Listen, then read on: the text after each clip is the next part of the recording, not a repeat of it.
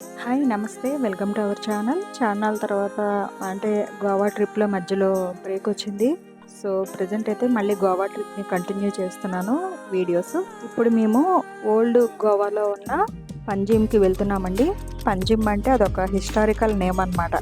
So, దాన్నే ఇప్పుడు మనం పనాజీ అని పిలుస్తున్నారు. ఈ ఫ్లైఓవర్ పేరు న్యూ జవారీ ఫ్లైఓవర్ అటండి. ఇది సౌత్ గోవాకి, నార్త్ గోవాకి కలుపుతూ వెళ్తున్న ఫ్లైఓవర్ అంట. ఇది ఇండియాలో సెకండ్ లాంగెస్ట్ ఫ్లైఓవర్ అంట.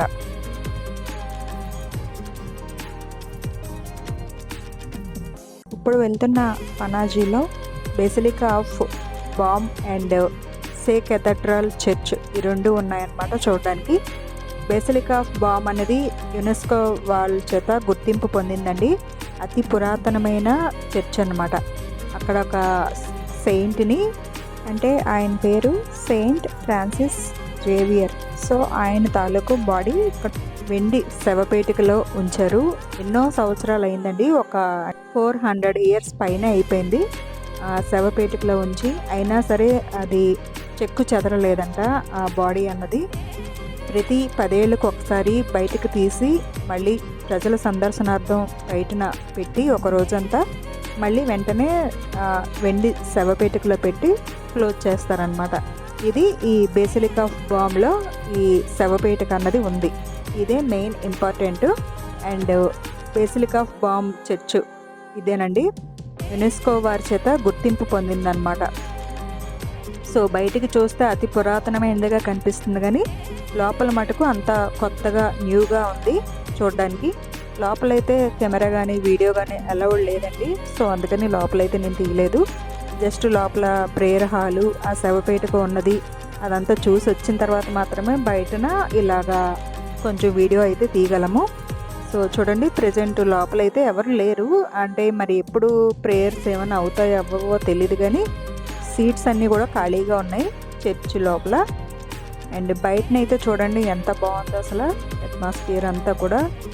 చర్చ్ అంటే భలే ఉంది, స్టార్స్ పెట్టి అన్నీ పెట్టి. సో ఈ బేసిలికా ఆఫ్ బామ్ అనేది ఈ చర్చికి సంబంధించిన స్టోరీ ఇది.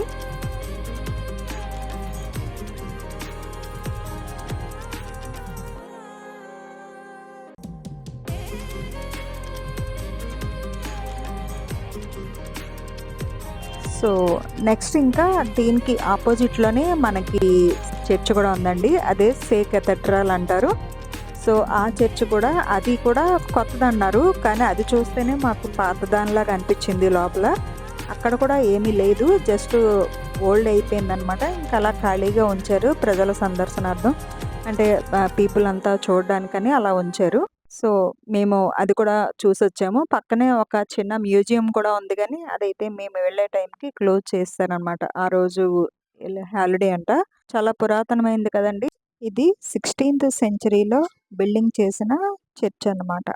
క్రిస్టియన్స్ అందరికీ కూడా అతి ముఖ్యమైన ఒక తీర్థయాత్ర లాంటిది అనమాట. అంటే వాళ్ళకి చాలా ఇంపార్టెంట్ అయిన చర్చ్ ఇది. సో ఇది కెథడ్రల్ చర్చ్ చూడండి. అది ఇది కూడా లోపలంతా కూడా సేమ్ ఒకలాగే ఉందన్నమాట. అస్సలు ఏమాత్రం తేడా లేదు. అది కొత్తది, ఇది పాతది అంట. సో బయట నుండి చూస్తే ఇది కొత్తది, అది పాతదానిలా అనిపిస్తది. ఇక్కడ లోపల మనం ఫ్రీగానే వెళ్ళిపోవచ్చు. అంటే ఇక్కడ అలౌడ్ ఉంది కెమెరా అది. సో వీడియోస్ తీసుకోవచ్చనమాట. ఇక్కడ ఒక ఆయన కూర్చున్నారు. ఆయన చెప్పారనమాట స్టోరీ. ఇప్పుడు అక్కడ బాడీ ఉంది కదా, అది దాని గురించి అవన్నీ చెప్పారు. అలాగే బయటని చూస్తే కూడా చాలా ఎక్కువ ప్లేస్ ఉందండి. గార్డెనింగ్ లాగుంది. అండ్ ఇలా పురావస్తు తాలూకు అంటే పోర్చుగీస్ వాళ్ళు వాడినవన్నీ కూడా ఇలా శిల్పాలు అన్నీ ఉన్నాయి. ఇది గోవాలో ఉన్న పురాతనమైన చర్చి తాలూకు విశేషాలండి.